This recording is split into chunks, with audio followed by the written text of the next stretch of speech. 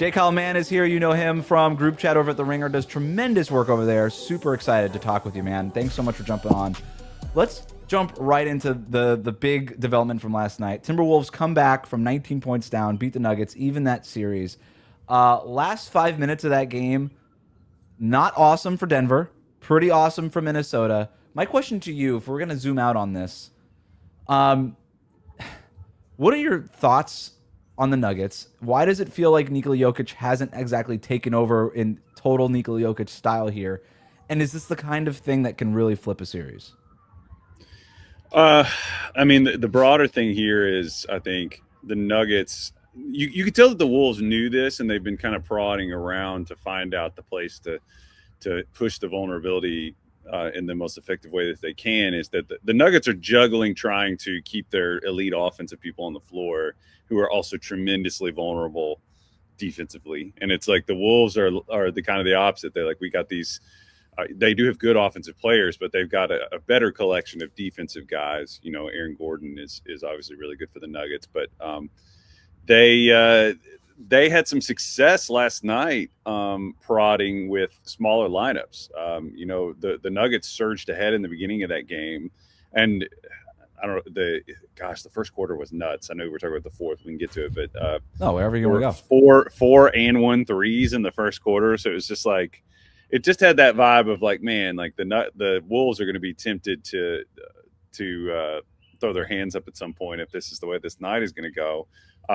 But they did. They had some success going at Jokic and Murray and Cam Johnson at times with different lineups with Rudy not out there. And I actually kind of, you were talking about being a new parent. I have parent fatigue on and off on these late games at times. And I kind of dozed off at one point thinking like, oh man, this is like one of those game twos. It's just going to snowball. And when I came back awake, I was like, oh God, the Wolves came back in like a very short time. So I had to kind of scrub back through and see what happened. And that's what I saw was they were just kind of mercilessly going at Murray and Jokic over and over again. The new parent doze off is real. That's like a thing. Even if my eyes are open, sometimes I'm just like, wait, where did I just go for the last 15 minutes? I've been spaced out. Yeah. You and the Nuggets both kind of dozed off for a minute. Yeah, I was. It's funny, man. I was joking with somebody. I fell asleep in a movie theater for the first time in my life as a parent. I was like, we went and saw. This is a digression. We saw the new SpongeBob movie, and I'm just like trying to give him something to do. It was one of those like winter break days. And I woke up and I was like, oh my God, I slept through like half the movie. I didn't even mean for that to happen. So how did SpongeBob end up in this wild situation? I don't even know. Yeah, I don't know, man. I prefer the cartoon myself, but anyway. Was it live action? It was like 3D. It wasn't the hand-drawn thing. So it's like everybody, I guess it's probably the cheaper route to go. But we're old school. We like the hand-drawn SpongeBob. All right, well, the one interesting thing for me in this, well, not the one interesting, there's a lot of interesting things to me in this series, but Jamal Murray has had an awesome series offensively. And I don't know if that's a good thing for Denver. Like, he's averaging 30 points per game in this series, and it kind of feels like he could do whatever he wants for the most part. And it kind of also feels like Minnesota's cool with it. You know what I mean? Like, if Jamal Murray ends up leading the Nuggets in scoring at the end of the series, in other words, I don't know that that's a great thing for Denver. It kind of feels like they need to have a better Jokic series. And the other thing that Minnesota's doing defensively is they seem very happy to let Jokic shoot from three. They're not closing out on him very hard. They're letting Gobert drop on most of those possessions.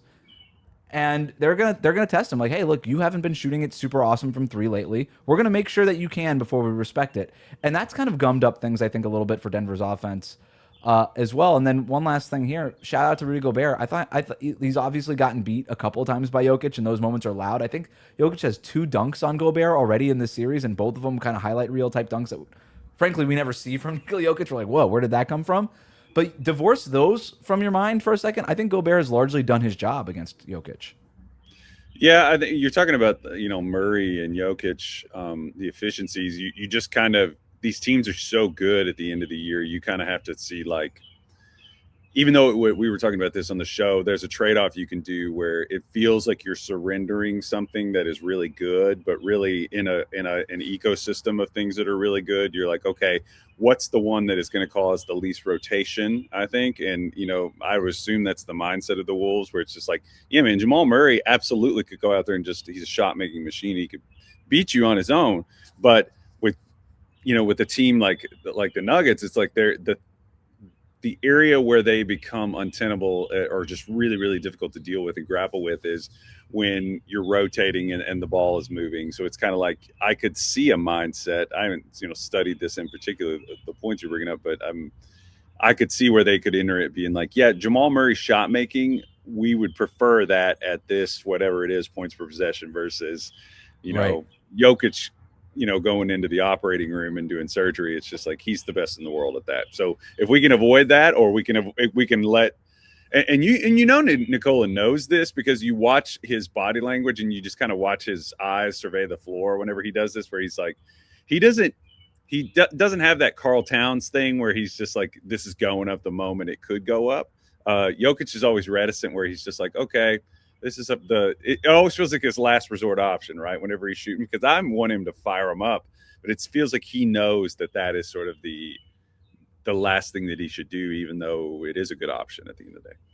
And I think part of this too is, to your point, taking away all the passing and the angles and the cuts and stuff like that. Like, has Aaron Gordon had that backdoor lob yet this series? I can't, maybe one. I can't really think of one. If you're dropping Gobert back and you're taking that away and you're letting Jamal Murray do his thing, but you're making sure that Jokic isn't doing all the Jokic things,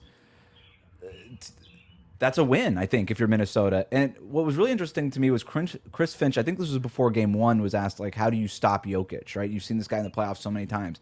And at some point he was just like, look, you just go win the basketball game. You're not going to stop Nikola Jokic. Minnesota's won games where Jokic has scored 50 points. Minnesota's won those games. And they're just like, look, it's not about stopping him. It's about winning the basketball game.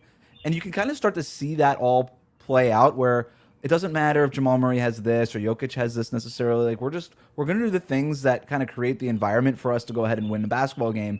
Anthony Edwards much better in game 2 than he was in game 1. Maybe that's ultimately just what tipped the scales, right, in terms of Minnesota.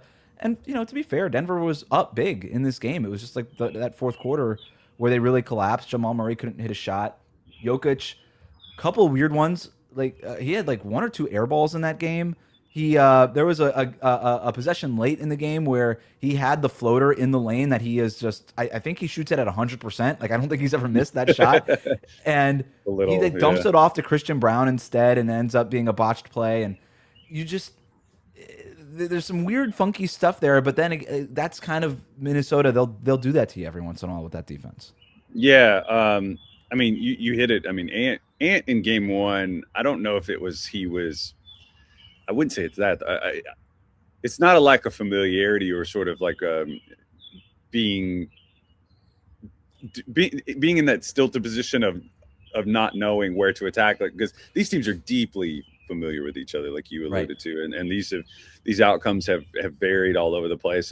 It honestly just seemed like physically, either he just put his mind to it. I don't know that he physically is different, or they tried some kind of different treatment. But in game 1, he was definitely settling more. Like, there were a lot more sticking on the ball, lower percentage shot outcomes, which, to speak to the flip side of what we were saying Minnesota was doing, I'm sure Denver was fine with that. Like, Ant will live with you as long as you're not moving the ball. My dog's like settling into position here. All right, good. Jeez Louise.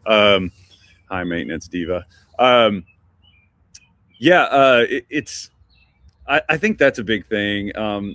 Ant attacking, like I said, they did the thing with the smalls. I just overall think he picked his spots better, and he didn't sort of let himself be lured into those one-on-one kind of, because they were so isolation heavy in the first game. Yeah. And it's funny, man, because like when you were talking about Finch, talking about not trying to worry about stopping them, it's hilarious that when teams are this good, it's not like we shut the water off to this one thing. It's like we're picking the least efficient thing in a group of things that are pretty efficient. So that's the challenge of taking down a team like Denver. And it's really impressive that the Wolves, honestly, the mental fortitude that they had to just keep battling them defensively against that Jokic and Murray two-man game in particular. There's moments where it just feels like this should be a blowout for Denver. And then you just look up and you're like, oh, Minnesota was only down, whatever, 4, 5, 6 points. And it's a credit to some of the things that they're doing. They're getting real contributions. Like Julius Randle, to me, had to have like an A+ type of series for Minnesota to really challenge Denver. He's been good, right? He had 24 points last night, 9 rebounds, 6 assists. His playmaking, I think, is such a big deal for Minnesota. And I've been saying this since the trade. Like, his ability to just create stuff offensively is very different than what Towns is going to do, right? Towns is very much like a play finisher or recipient of offense. Julius Randle, for better or for worse, he'll make something happen, right? Like, and sometimes you just need that element in your offense, especially on those games where Ant, as good as he was as a scorer in this game, not as much as a playmaker. Now, only 2 assists. Assist numbers might be my least favorite numbers in the league because they're so weird. But the way that they count some of these assists, and you don't really get credit for just moving the ball. I thought Ant did a pretty good job moving the ball for the most part, and then taking over when he needed to. But yeah, you look ahead to now, Game 3, back in Minnesota. The series is tied 1-1. If I'm worried about anything with Denver, it's not even necessarily the schemes that we're talking about from Minnesota. It's not the fact that they've sort of figured out this whole, like, we can live with this and we can't live with that kind of thing. It's the way we looked at the end of Game 2, so tired. And it's the second game of the playoffs. And this team had, 10 days off because they basically benched their main guys for the last 2 games of the regular season. Then you have the play-in tournament week. And they just already look exhausted. And if I'm a Nuggets fan, that might be my biggest concern. I don't know. Did you notice the same thing? Did they look tired to you at the end of that one? You would think that they would have the advantage in that situation because of the the notorious altitude thing there. Right. I don't know if this is the case for. I mean, I'm just absolutely speculating. I don't know if this is the case for players of their age. Granted, they have some guys in their 30s. Sometimes taking time off is like not. You think to yourself, yeah, you're like recuperating and resting, but like sometimes it's better just to keep moving. I think into like athletically, from my very, very different experience as an athlete, I know that I am more fluid and like I feel better if I stay moving. Like if I stop, that's bad. Granted, once you get past a certain age, you just learn not to stop because you get old enough. You just to your point, right? Like if you don't play basketball for 2 weeks and you try to go back out there on the court, that first game sucks. Oh yeah, yeah. Like you don't get your wind at all. That's a good point. I do wonder if that's part of this a little bit. Did they almost have too much time off? I think that's totally fair. They're getting their wind back. The what it takes to stay in shape in the NBA and even at the higher levels of college, just higher level organized basketball, like it falls off fast. I mean, you gotta.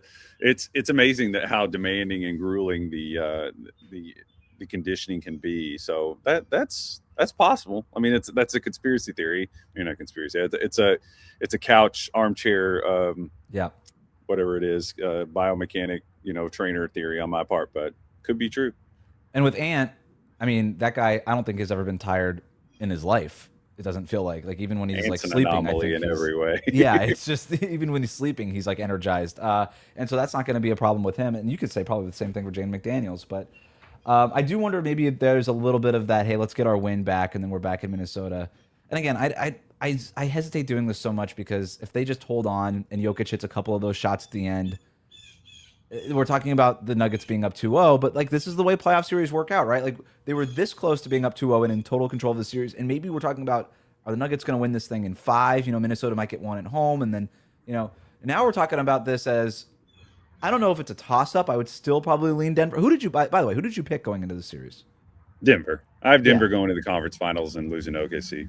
Okay, so we both had Denver in this series. We both had the same thing, for the record. And now it's definitely more of a toss-up, right? At the same time, I don't know that there's any team that's like losing and missing a bunch of shots at the end of a basketball game that does look energized. You know what I mean? Like this is my vibes conversation. It's like, well, the vibes look really bad with this team, and this is why they're losing. I'm like, well, what's the last team that like missed 23s in a game and looked like the vibes were good? Sometimes it's like, it's a chicken or the egg kind of thing.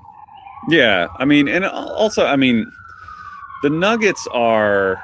I live next to a fire station. If you hear that, sorry. That's coming from the dog. Is it an emergency for the level situation for the Nuggets? We'll tie it in somehow. I don't know.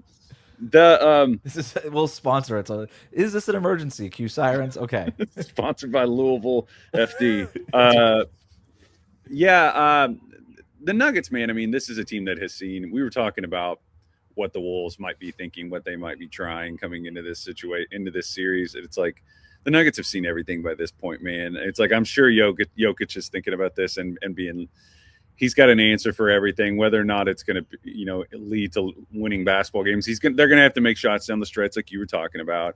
I think that they're going to be ready to roll, and they're absolutely capable of having an answer, because you think about this team. This team went to 7 against the Thunder last year, and how incredibly dominant that team was, and how many options that team had in terms of their personnel and looks that they could throw at you. So I don't know that it's danger time. I think the Nuggets respect the Wolves. I don't, even though they, seem to hate each other, these two teams. I mean, just incredible pettiness between these. Jay McDaniels is so bitter, and I love it. It's awesome. Insulting each other in the media, fighting for the ball after time. That's one of my favorite things, is them arguing about, like, you ever notice that's one of those, like, we're not going to outright fight. We hate each other. But one of the moments in a basketball game where even teams don't like each other, where it can bubble up, is like, one player's just holding the ball during a dead ball, and somebody just tries to go get it. I love that stuff. I think the Nuggets they'll have an answer. But I guess the question will be, like, how much of a haymaker was that from Minnesota? Are they going to be able to replicate that? Are they going to be able to throw something different? These two teams it's just a good match. I think this is the best first round series. It is. And I do want to ask you about a couple of the other series here, but we've also seen this, and I think there's a thing when you get to Jokic's level and you've been in the league as long as you've been in the league as he has, you kind of figure out, we all look at these playoff games and say every single one of these games are do or die. You get to a certain level where you're like, I can actually kind of pace myself through the first round a little bit more. We still got 7 games. I just got to win 4 of them. And I'm not saying that that's necessarily what Jokic was doing there. Again, the Nuggets were very much in position to go up 2-0 in this series. But there is a little bit of a level to that where, Jokic isn't going to be freaking out after blowing that one in game 2. Like, him and Murray have been there before. We've seen LeBron hit this level. We've seen Steph hit this level. Jokic is deservedly at that same level. So we'll see what happens. And then on the flip side with Minnesota, we've seen them look like the best team in the league in one playoff game and then come back and just be like, what just happened? And sometimes... And it's almost similar. It's like, well, you only have to look like the best team in the league for 4 of these 7 games, and you can look like absolute dog shit in another one, and it's not going to matter because all you need to do is win 4 of them. So we'll see where it goes. I want to talk about some of we have 3 more games tonight. We've got Sixers, Celtics, game 2, Trailblazers, Spurs, Rockets, Lakers. I'm going to let you pick. Which of these series is most interesting to you? Sixers Celtics is not very interesting to me. I just feel like that's going to be, maybe the Sixers can win one. Give me one nugget. Spurs Blazers is fun, like on a spiritual level as a basketball fan. Because I don't know if you watched that first one. I was just like, dude, we're watching one of the ones right now. Let's talk about it. Let's talk about Vic. Yeah. I like the other one too, though. I do think Lakers Rockets is pretty interesting. It's a little ugly, but that one could get very interesting if Luka comes back. But go ahead. No, let's talk about Victor Wembanyama, because that might have been my biggest takeaway from the first week. And if I am going to give Celtics Sixers a little bit of credit here, it's that Jason Tatum just fully back. Like, we don't have to do is he 90%? Is he what? We don't have to put 100%. He's back. He's awesome. The Celtics are awesome. Okay. Victor Wembanyama, just somehow we put the expectations so high for this guy, and he just surpasses them every single time. And I'm going into the season, I was like, are we doing too much Victor Wembanyama, like, next guy stuff? Like, are we basically, this guy was dealing with the blood clots last year. Are we putting this on him way too early? Is it unfair almost to Victor Wembanyama? And then he comes out in that game against, what was it, Dallas in that first game, and hits like 8 3-pointers, a million impossible shots, doing things defensively again that we've never seen. I'm just like, nope, forget it. We were all right. Like, the expectations are exactly high enough. He surpassed expectations. Then they go through this crazy regular season, number 2 seed in the Western Conference, and then we're talking about Victor Wembanyama being the next guy. It got to a point where, like, it was a hot take to be like, Victor Wembanyama might be the best player in the league by the end of next year, to the point where I'm like, it's a hot take if you say he won't be. Yeah. we're almost at that point now. And then we go into the playoffs, and what are we talking about with the Spurs? The experience level. What does it look like when teams really dial in and scheme up against Victor Wembanyama on both ends of the court? Like, what's it going to look like? And he's like, it's going to look like it. It's going to look like me dominating again. That's what it always looks like. He comes out, he's hitting pull-up threes off of screens against Portland's defense, and even they're just like, oh my God, we forgot that he could do this too. I'm just rambling here, but I think it's the only appropriate response to what we've seen from him. That's what he does to you, man. He sends you into he just sends you into a fog of like, I always joke about this. I'm like, Wemby is like trying to figure out where the boundaries are with him is one of the more, it's probably the wildest experience I've ever had as somebody that follows basketball. Like, you know, I feel like there's a fog, and I'm just kind of walking through the fog, trying to feel where the walls are. That's kind of what I feel like, where I'm just like, I'm running out of words. I'm running out of just like descriptions.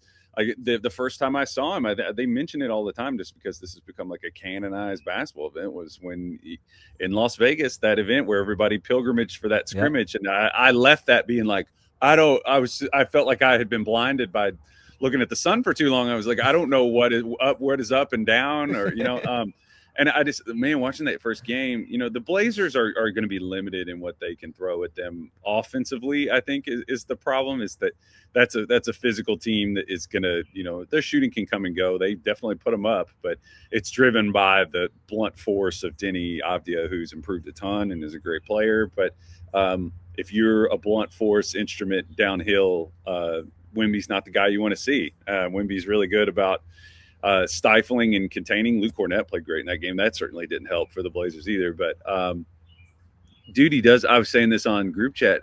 He's 7'4", 7'5", and he doesn't have a weakness. You're talking about the shooting, which I thought about that for a minute. And when I said it out loud, speaking about like finding where the boundaries are, and I was like, is that true? He has a weakness? Surely, doesn't he? And it's like, okay, he shoots 36% from three. That's his weakness. It's like, okay, he's like physically vulnerable, but he really knows how to work around those things. I think how far is kind of the question we have to, that's the new boundary for us to ask, like in these playoffs. It's just like, are they capable of taking down the Nuggets if they get, you know, if the Nuggets are there, whoever it is, like where is the boundary? Because he's given the Thunder all kinds of hell this year. I said a lot there, but yeah, Wemby sends you down these diatribes. He's crazy, man. Yeah, there's no way to have a coherent conversation about this guy. It's just you just end up in so many different places. Even the 36% from three, when he makes these threes, it's devastating, right? Like, it feels worse for a defense. It's just like, wow, we took away the paint from this guy. We actually scored on the other end, maybe, like against this guy, and then he just comes down and hits this crazy three-pointer that makes David Robinson and Tim Duncan just start leaning back and laughing. These are the all-time centers, all-time big men in league history, reacting the same way you and I are reacting on our couches, just being like, just laughing, jaws dropped, just like, what? Like, nobody's ever seen anything like this guy. And so I think those threes when he hits them just has this extra devastating effect. I've compared Victor Wembanyama to Steph Curry. I've said he's the Steph Curry of defense, right? Yeah. Where it's just he's going to impact everything on the court, and it's impossible to really account for how much he's really impacting. We talk about Steph spacing offensively. It's the same thing with Victor Wembanyama defensively. But now I'm talking like his threes are almost Steph-like, where you're just like, God, every time we don't want this guy to hit a three, he hits a three. He can hit movement threes, and he can hit them off the dribble or off the catch in either direction.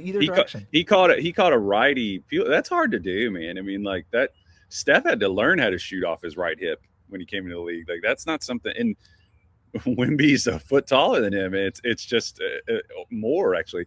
So yeah, man, that's crazy. I think that I remember really quick aside. I remember talking to Victor Wembanyama's trainer before Wemby got into the league before the draft, and I was talking to him about, I can't remember. I was working on a story about somebody else that this guy trains, and I was like, I had not watched any Victor Wembanyama tape, or very little. I was like, okay, like the hype on this guy, is it real? And I'll never forget what he said. He goes, 100% it's real, and it's not just the height, it's not the crazy athleticism, it's this guy's drive. He's one of these guys who wants to beat everybody, be better than everybody, and he's one of these guys already he's already going into every summer being like, what can I add? He's doing like the LeBron James, Michael Jordan, Larry Bird thing, where it's just like, I go into the summer with not what can I improve, what can I add to my game that I didn't have before. And so to your point that he's able to shoot from both sides, coming off screens, off the dribble, off the catch, all these stuff. He's done the work. He's like, look, I can't do this right now. Let me go into my offseason and figure this out. And he's done this all in his teen years, that he's already done all the work on this. This randomly just came to mind. Do you remember the first Spider-Man movie, the one with Willem Dafoe, like the one from like 2000, like the Tobey first Sam Raimi one? One of the first scenes in the movie, you meet Norman Osborn, which was Willem Dafoe, and he's in the boardroom and he's like, "Gentlemen, profits are up." Blah, blah, blah. He like rattles off this like everything's great, and they're like, we have to go back to formula, and he that's the thing that drives him crazy. Wemby never goes into any situation being like, times are good, profits. He's always the guy like he's the guy who says that to his ego and says we got to go back to formula. And I think those are the dudes in the league. That's so random. Those are the dudes in the league. Like I understand finding like a business scenario in a movie, but to go to the first Spider-Man, that's a good one. You rewatch that movie. Those are the dudes who have the longest trajectories in the league. If you think about the Kobe's, the LeBrons, the Michaels, it's these guys who I'm sure maybe you can't say they don't gloat and have moments of saying like times are good or whatever it is, but they're the people who are motivated to go and build. And Wemby, that's the other thing about Wemby is, man, he's incredibly intelligent. If you listen to him, people argue about whether he's a good hanger or not. I'm just like, I don't really care. Who cares? I'm never gonna have the option to hang with him, so what's it matter? And he. Listen to that guy do math the other night. I'm like, what? I've never dreamed of doing math like that. It's like he hit the genetic lottery, and he knows he hit the genetic lottery in a way where he's like, he has a response with it. So there we go, Spider-Man again. The power, the responsibility that comes with that power. My son's obsessed with Spider-Man. That's probably why that was in my frontal. But dude, he's special. I'm trying to. I don't want to get this. The Blazers are in an acutely bad situation personnel wise and options like to figure this out. But the Thunder and the Nuggets, it's going to be interesting to see how Wemby problem solves this first time around and what kind of information he gets back from this experience, because if he's going to build on it, whether he wins or not, so it's a special special player, man. I know you got to go here soon. Just give me one thing on Lakers Rockets. You said it was interesting, but maybe in an ugly type of way. What strikes to you as interesting about that series right now? Oh God, I mean, there's the other just trying to savor LeBron in the 2026 year of our Lord at 41 years old, controlling a playoff game start to finish. He was doing it against a Rockets team that is incredibly challenged and limited offensively right now. The Rockets, when they get KD back, when and if it's a knee contusion, I assume he's going to be back. So we're gonna get the Unks going head to head here.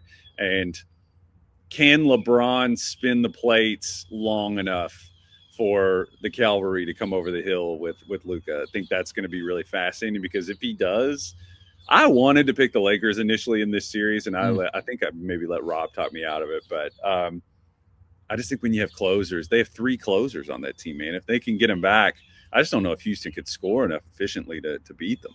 Yeah, Durant, game time decision. He did go under. He did participate in practice, so we'll see. I'm going to go ahead and say, I'm going to assume Durant plays. Like, this is one of the all-timers. He's going to go out there and play in this playoff game with his team down 0-1. But how limited is he going to be if he's out there, right? Like, that's a big question. They don't need Kevin Durant to do the Kevin Durant things. They need Kevin Durant to do the Kevin Durant things and then some. They need him to run pick and roll. They need him to do all these other things, get them into offense. The way that LeBron was just like put a target on Alperen Şengün, to me, is a big worry if I'm Houston, because obviously Steven Adams is out. We don't have him. We don't really have any backups. You can't go small even against LeBron at this age. Like, you can't go small. It doesn't really work. You can't like just switch everything. LeBron's going to punish those guys. It's absolutely wild, and I do think it's a good time to appreciate what LeBron is doing. But yeah, I was with you. I kind of wanted to go Lakers in this series. I think I also got talked out of it. I think I might have done Houston in 6 or something like that.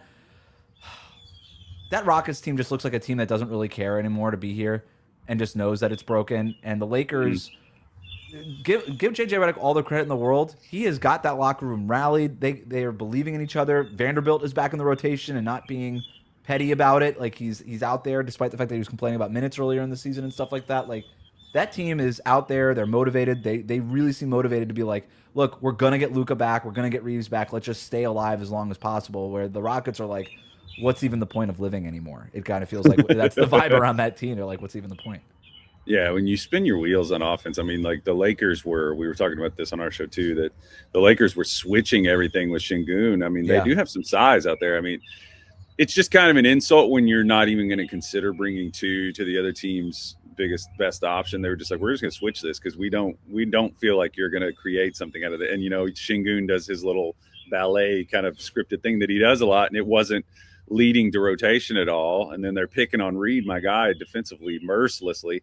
There's an aimlessness that can lead to deflation, I think, for the Rockets, speaking to the body language thing that you're talking about, where it's like if you're just ramming your head into that wall over and over and over again, that just it takes a pretty mentally strong team to push through something like that. And it's like the Rockets just kind of look a little tired mentally from this. So, and KD, not really known as a rah-rah guy in the locker room to come in and galvanize that kind of a situation. Maybe he will. Maybe we'll get a vintage KD situation. But I do hope they continue to start Reed with KD back, because Mm-hmm. good stuff happens on offense when Reed and KD are one pass away. Mm-hmm. And that's something that Ime kind of figured out over the last month and a half of the season, and then would go away from it for some reason and then kind of go back to it every once in a while. They need to go back to it now. Because that'll limit what the Lakers can do in terms of switching defensively. Now you're opening up those creases for Reed or for Kevin Durant to get downhill or even just get into their shot. Reed Shepherd, by the way, has never met a pull-up three-pointer off of a drop defense that he hasn't taken. And I think that there's room for that. Yeah. Great. Yeah, I think there's definitely, like, it sounds weird. He took 20 shots in that game, in game one. I kind of thought they could have gotten him involved more, you know? Yeah.